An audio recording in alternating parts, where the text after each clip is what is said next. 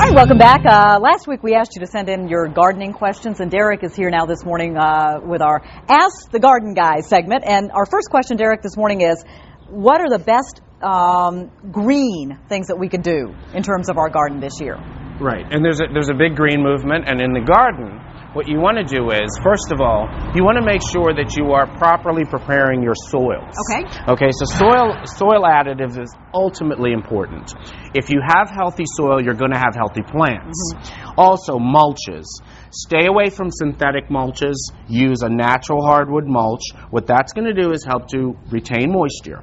Moisture retention means that you're making less of an impact by using ancillary watering. Got it. Okay. The other thing is that when you do need to fertilize and also insect control, there are some great products out that are all organic. All right. You're going to be using less of the synthetics.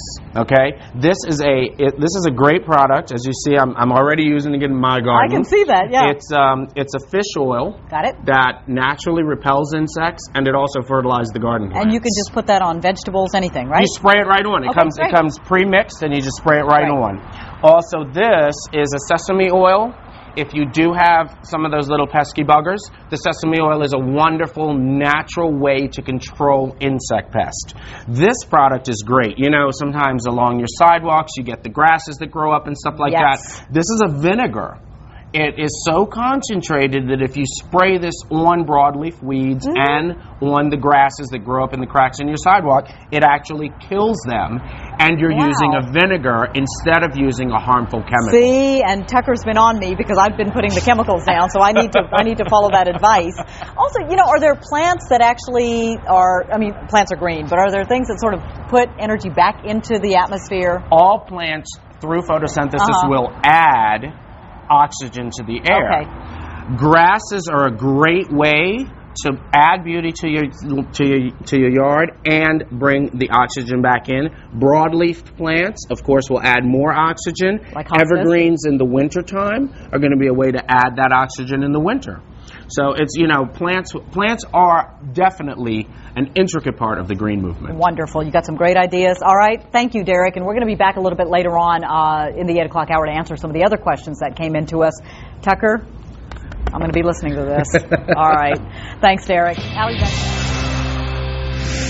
all right, we're back outside now with our gardening expert, Derek Thomas, taking your questions. And Derek, our second question, which was emailed to us, is, when is it a good time to prune my azaleas? Its flowers are just starting to fade, and I'm told I need to prune it pretty soon, or else its blossoms are going to be set for next spring.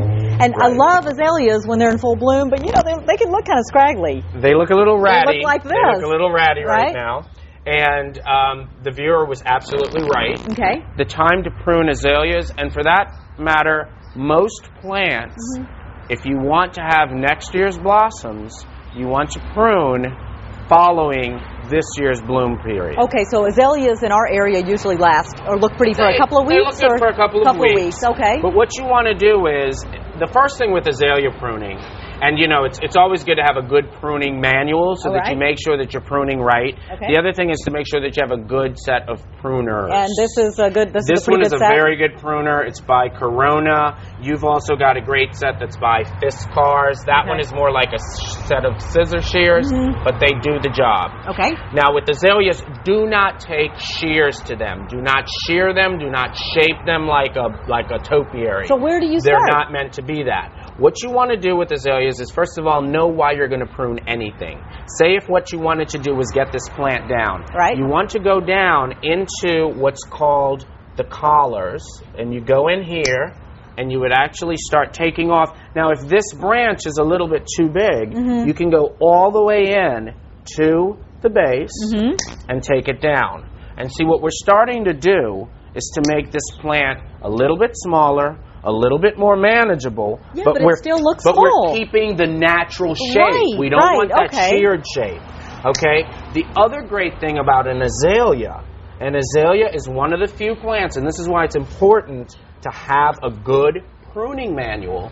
Azaleas are one of the few plants that if it gets too whacked out of shape, you can go all the way in, leaving about 4 to 6 inches. You can take it off like that. Okay. And what this azalea will do, at that point of cut is it will regrow. Some plants won't, but azaleas will. Now what we've done is we've brought this plant down, we've reduced it by about 50%, and then you can then go in and take off anything that is then just the little scraggly and that stuff. means next year the blossoms would be nice and hopefully a nice The full new plant. growth is going to set blossoms, Wonderful. and next year you'll have blooms again. Great. Derek, thanks. And Allie, we're going to check back in with Derek a little bit later on for our third question of the morning, so stay tuned for that.